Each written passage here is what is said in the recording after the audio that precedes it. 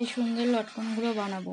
আর তার জন্য আমি এই কাপড়গুলোকে অর্ধবৃত্তের মতো কেটেছি, মানে পুরোটা গোল করে তারপর অর্ধেক করে দুটো করে নিয়েছি। আর এর জন্য আমি লাইলিনও ব্যবহার করেছি। এই কাতান সিল্কের যে কাপড়গুলো হয় সিল্ক টাইপের, এগুলোতে ভেতরে লাইলিন দিয়ে লটকন বানালে না লটকনগুলো দেখতে খুব সুন্দর হয়, সুন্দর করে ফুলে থাকে। এবার প্রত্যেকটা এই অর্ধবৃত্তগুলোকে লাইলিন দিয়ে সেলাই করে নিচ্ছি।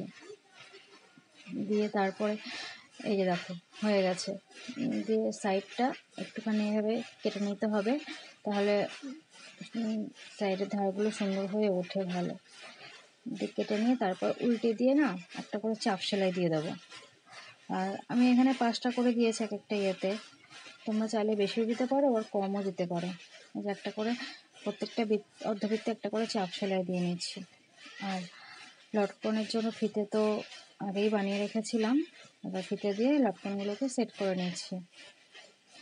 লটকনগুলো দেখতে খুব সুন্দরও লাগে, আর লাইনিং দেওয়া ভেতরটা ফুলে ফুলে থাকে তো দেখতে খুব সুন্দর লাগে। এভাবে এক একটা করে লাগিয়ে নেবো সবকটা।